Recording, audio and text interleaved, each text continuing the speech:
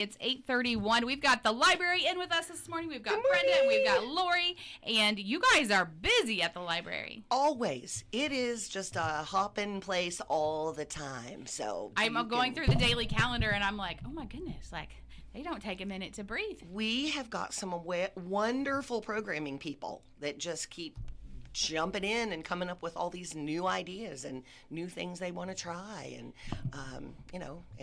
and we're still doing all the other things, books and movies and, all the things that libraries offer. That's right. Brenda, you've been with us how many months now? 4 or 5. I don't November, know. December, January, February. Sometimes it seems like a short time, and sometimes it seems like a long time. You just never know, right? That's right. She came in November on the 10th, so it's been about 4 months. Yeah. Okay. Yeah. So since you've been part of the library here in Greensburg, kind of tell us what your perspective is. Well, I came from a lot of different sized libraries, from Jennings County, which is similar to the size of Greensburg, to Tyson, which is very small, to Hagertown, which is small. And I'm telling you, when I walked into this library, the moment I walked in for my interview, I knew that was the place for me.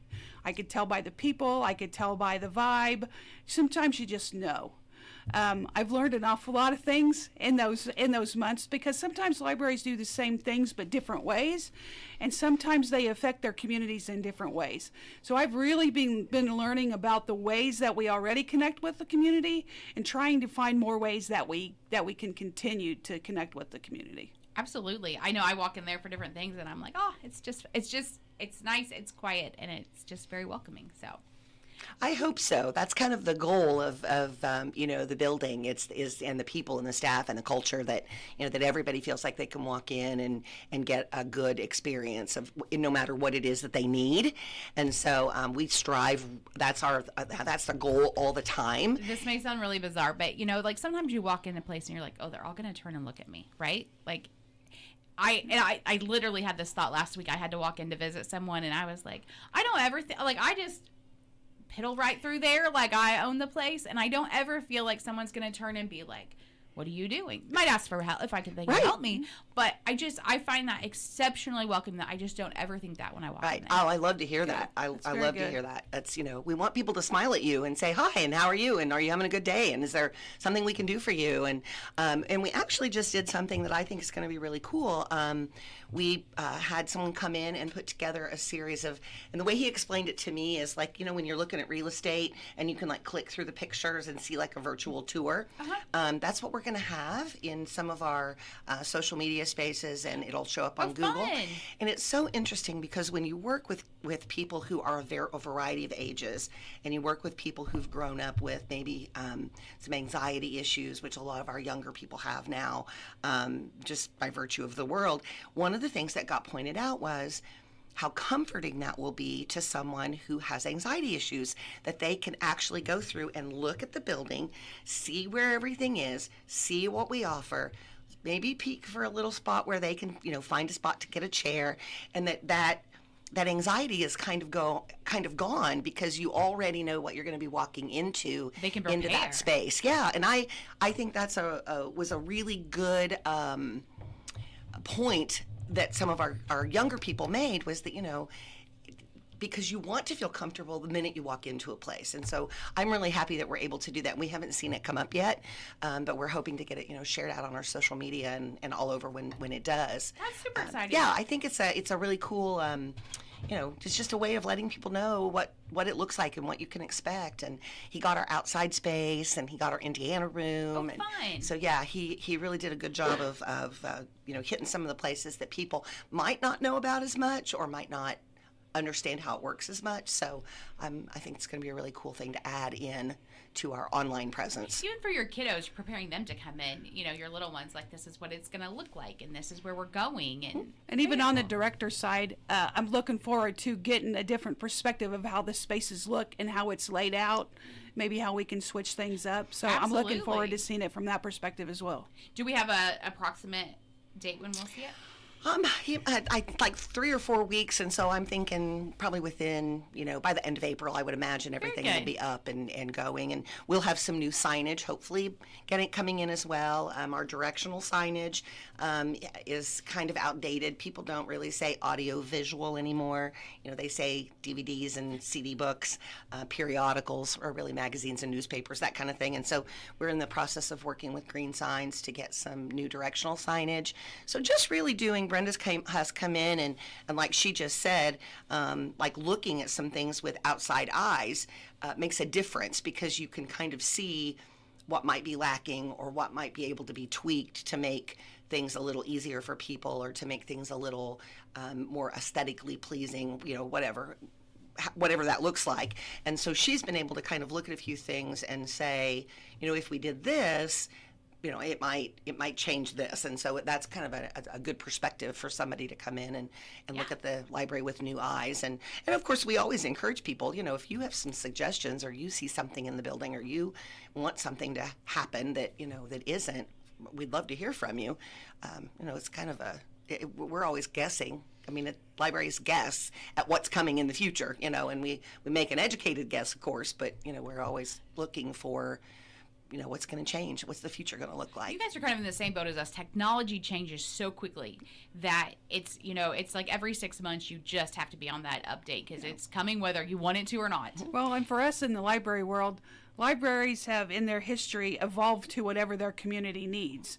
So we try to keep on top of that and have some vision and have some perspective, so we're ready whenever the community calls for anything that they want. The library, if things were developing, we came along when computers came along. We had them. We offered free internet. So anytime the community is evolving, we try to keep the pulse of that, so we can change as well. It's tough, isn't it? I mean, it's tough. just tough keeping it really up is. with it. One of the things I think that that really clearly defines that is like when we ended up with hotspots, because there are so many community members that don't have access to computers, and I don't even know how many hotspots we have now. Well, 45. 45 is a lot more than we started out with, but 45 hotspots, and they're out all the time. They're used. Because people need that, and that was when I took a library class a long time ago, and one of the things that the professor said was that librarians need to have a crystal ball, because they have to know what's coming so that they can adapt and be ready when it gets here.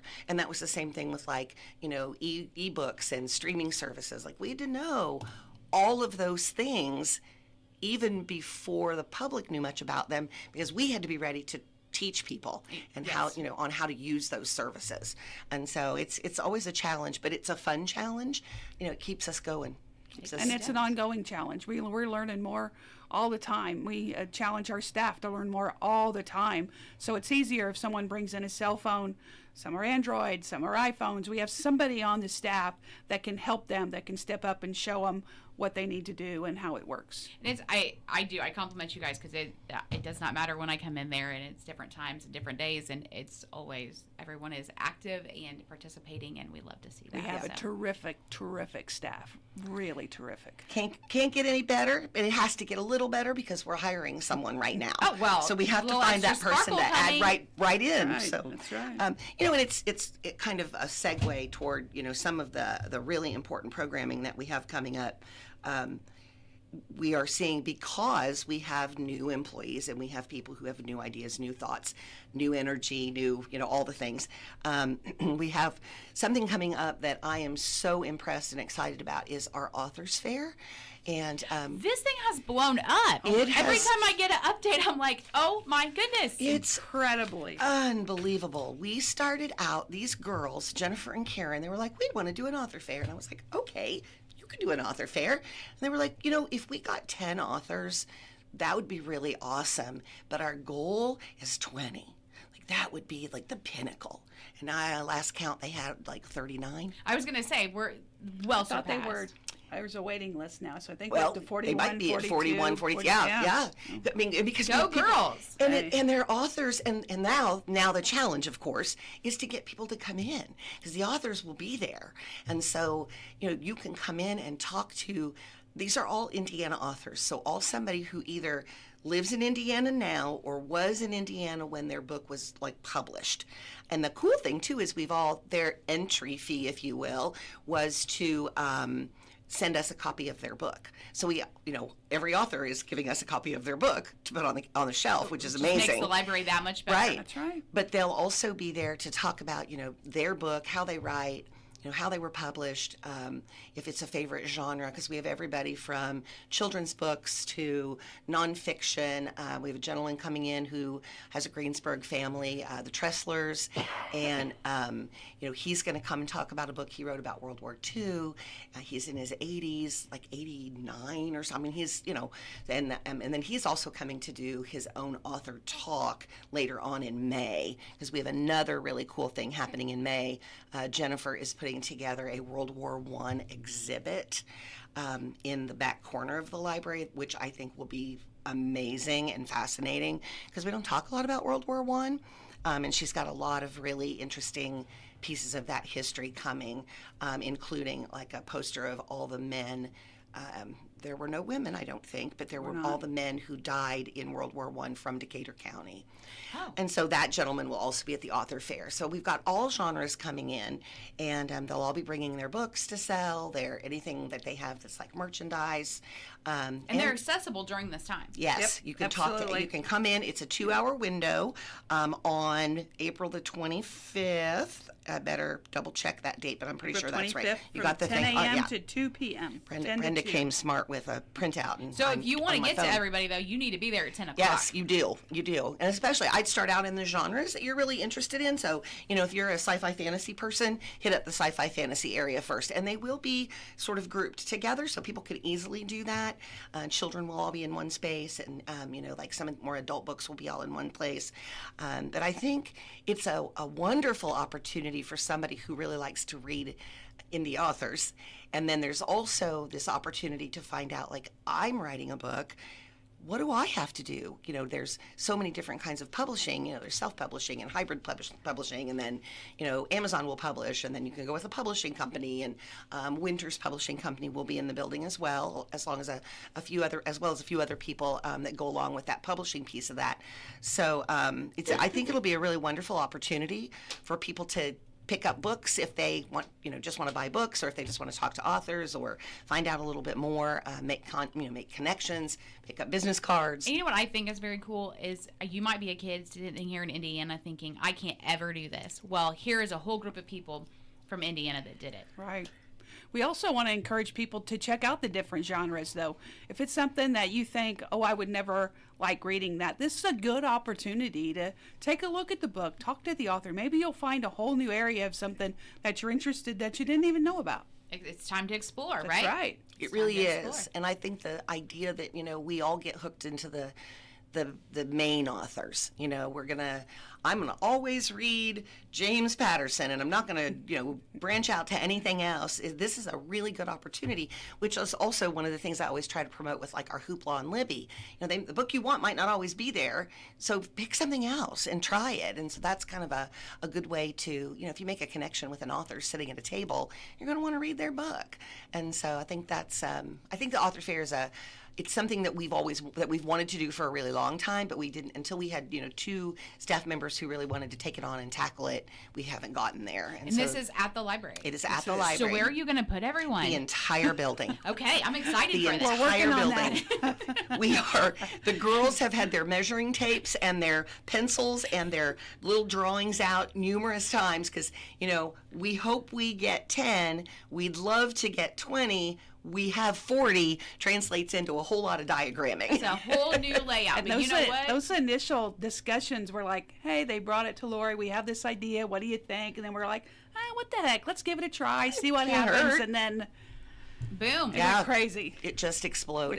Which is Again, awesome. kudos to them. Awesome. That's amazing. Awesome. I thank you for saying Very that much because so, really yeah. that is the one thing that you have to know about any good library or really any other good business is that you're only as good as the people that you have working with you. Absolutely. And we have got just this stellar team of people who And are to pull off an event, that It's not easy. So Well, way to go. We have another event coming up too that I think a lot of people will be interested in. I know you will be. Is where our hot dogs and dogs on the patio is coming up in yeah. April as well. We're excited. And I think that's on the 11th. So hot dogs and dogs is I Yep. think what they're calling it, which is That's the best. I was amazed or so amused because Karen has a little diagram of the dog in a hot dog bun that I really think is adorable for the love logo. it. But we'll be having the animal shelter will be coming with some of their pets, and so you can come over and join us for hot dogs, and then hopefully pick out a new hot puppy. dog to take home with you, right. and or cat. I mean, you don't have to And limit you can yourself to also dogs. bring items to donate: food, toys, bowls, leashes, collars to donate. We're more than happy to accept those. Get those to the animal And shelter. those will go to the Correct, animal yes. shelter. And we all know that they run on a really limited budget, and so any of those items are all, very appreciated. But this is a good opportunity again, using our outdoor space, and when you find a staff member with a passion for something, and then they want to bring that, partner with somebody in the community to put that passion to work at the in the building, and that's what's happened. Karen's very passionate about the animal shelter, and so we're gonna let people see if we can match them up with a take-home friend. I always feel like that really makes a business, library, whoever it is, because you take what I'm interested in, you take what Lucas is interested in, and you start pulling all these little pieces in, and you just get this potpourri of everything. Absolutely. Our wonderful staff have so many hobbies and so many things they love, and part of our job is to try to tap into that and let them have enough confidence to be able to share that. Say, this is what I really love. Can we do something around it? And we put our team together, and they generally come up with something that's more amazing than we ever thought it could be. So all those different perspectives make a great, great team. You guys held the, it was the kids fair. Yes. Oh, what a great, I popped out for that event. Great event. It was a great well event, attended. and again, a great partnership with several, organizations in town. Karen's been partnering with the Arts Council on a lot of things, partnering with the health department, partnering with WQRE, there's all these partnerships, the hospital, all these people, and that's the beauty of working together, is that we can bring them into different places, because not everybody will go to the hospital for an event. Not everybody will go to, somewhere else for an event, but a lot of people who are intimidated by some of those other places will come to the library because it feels like a very open space. And one of the things I think that's really important about Brenda's job, and then mine to some degree too, is that ability to say, you know what, we can try that. Give us a budget. Let us know what that's going to cost so that we can figure out where that's all coming from, and then we'll try it.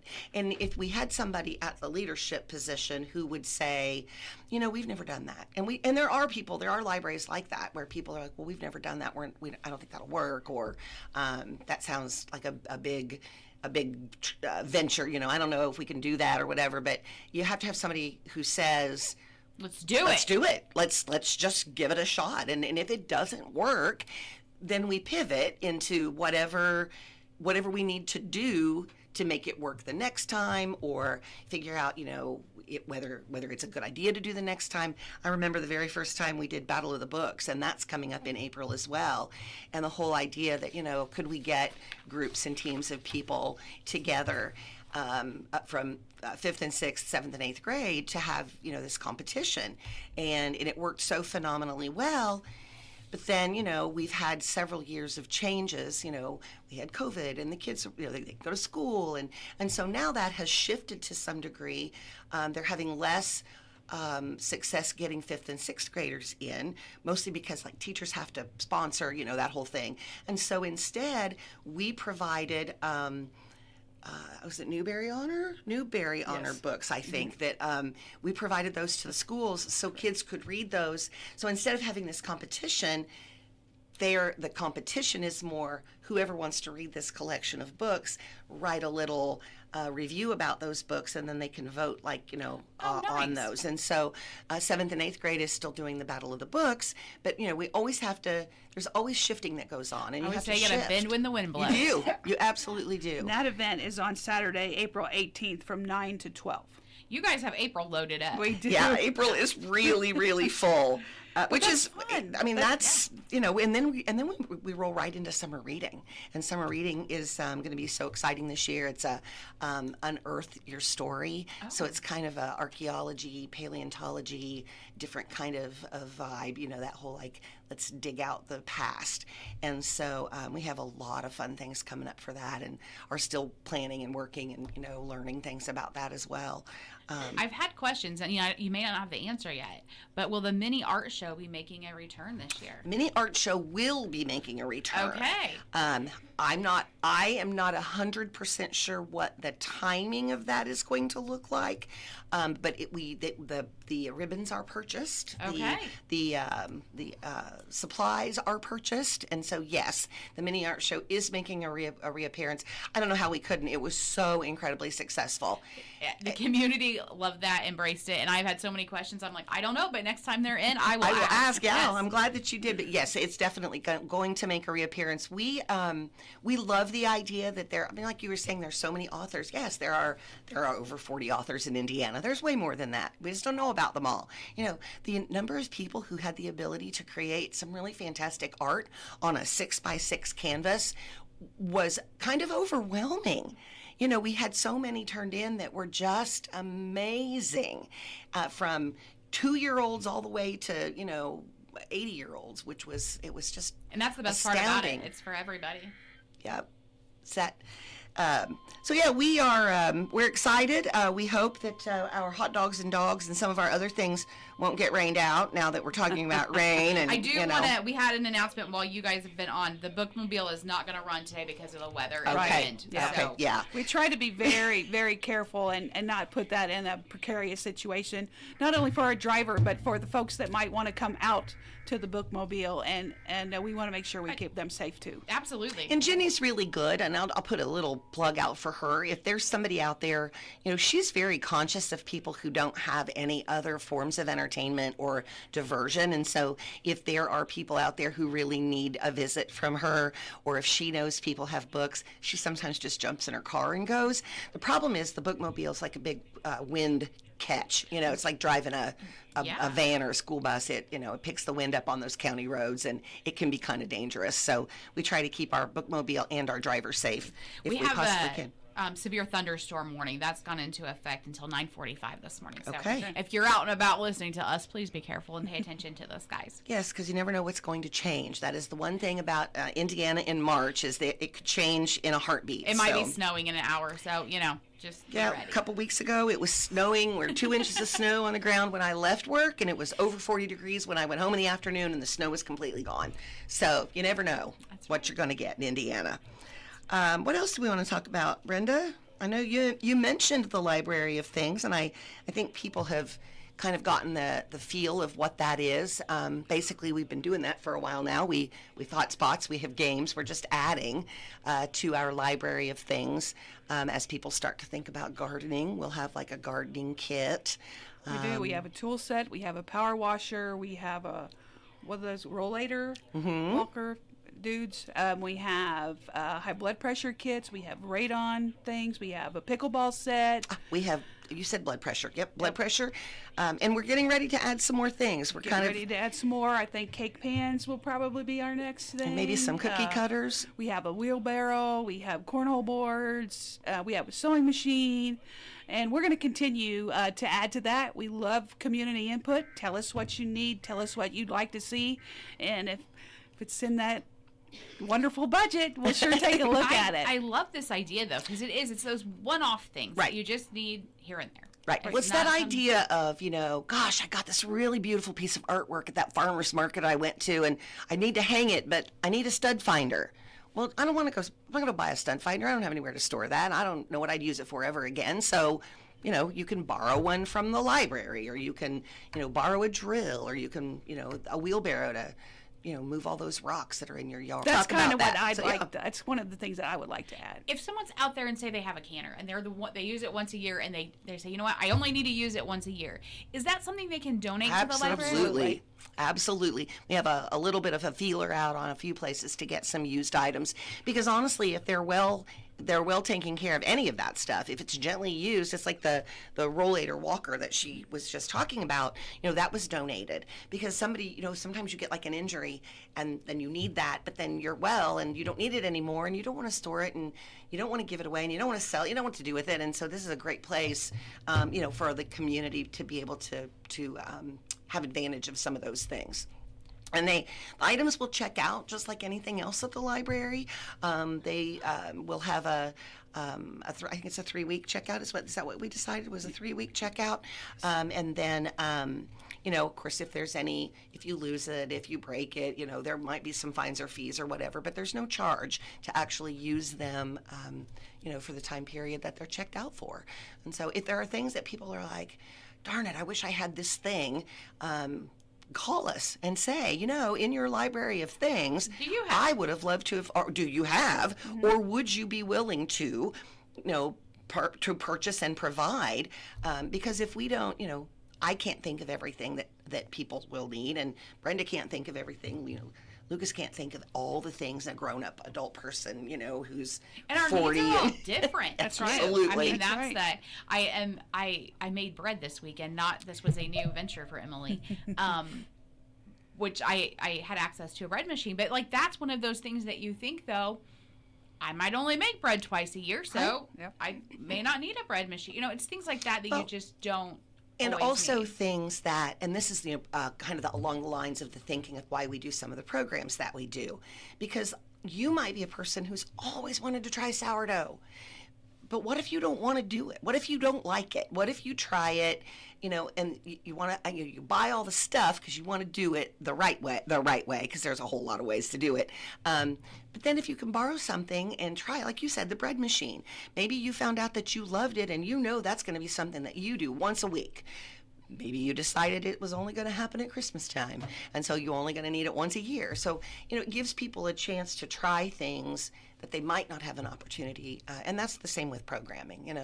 You don't have to buy all the paint. You don't have to buy all the, the pliers and the hammers or the, whatever that goes into a project. You can try it at the library. We clean up all the mess, and you go home with something fun, and you can decide whether. We just drug Brenda into it didn't take much dragging. Mostly we said, we're doing this program, and she was like, I'm coming. And I said, okay. Yeah. We just did this really cute, Brenda will say and she would tell you, she's not a huge crafter. Okay. So this is not something she's going to go buy a whole bunch of stuff up for And home. you're in a world of crafters. Yes. But she has other talents, and I think that's important. That in a library, we have talents that we share. But we made this cute little chick for Easter, wearing this cute little wire glasses and whatever. And so many people, to have the piece of wood that it took, you had to buy it in bulk. To have the paint, you have to buy a whole bottle. Then you have to have brushes. Then you have to have a hot glue gun. And then you have to have, so all those kinds of things, you don't want to buy all that stuff until you know. So if you come to a program, you get to try it out. Brenda had a wonderful time. There are so many people in there that say they're not crafty, but they come up with the most exciting ideas, and you're like, I would never think of doing that. Absolutely. And for some of them, it's just like they bring their women friends, and it's an evening for them just to have fun and be creative and try stuff. You And found that out. Did they convert you into a crafter? They're working on it, aren't Did they? we convert you into a library program think so, attender? because a couple of the ladies that I sat with said, okay, now you have to come back the next time. You have to come back the next time. And I'm like, It's happening. That's the other thing that libraries provide that people don't always know. That social time in 2026 is vital. We do not have social time. And so that ability to sit down with other people from your community. Have a face-to-face conversation. Yes, and learn something new, have a snack, have a conversation, spend a couple of hours in a relaxed atmosphere where there's no pressure to do it. I always tell, do it your way. Don't do it my way. Do it your way. If we all make exactly the same thing, then we might as well buy it at the big department store, right? So it's better if you can make something that's yours. And we all named our eggs. We all named our little chicks. Mine's name was Nugget. Chicken Nugget. mine's Egbert. Brenda's was Egbert. One lady called hers Fried. Love it. So, there were all these cute, and that's that camaraderie. We have people who come in and they'll come by themselves for the first time, and they always come in, with their head sort of down, and they'll be like, I don't really have anybody with me tonight. Is it okay if I'm here by myself? I'm like, of course it's okay. If you go sit over at that table over there, those people, and I always say, everyone here will be very nice to you, but I think you'll fit really well over there with that group. And normally then all of a sudden everybody's friends, and they're meeting for coffee and coming back to the library together. And so it's the other thing that made an impression on me, not because they work for me, but they are so supportive. Like, I was like, I don't have the first clue. And they're like, just jump in. It's fine. Here's supplies. Do it your way. And it'll turn out fine. And to everyone. I mean, they would go around to every person just to check on them, make sure they had what they needed.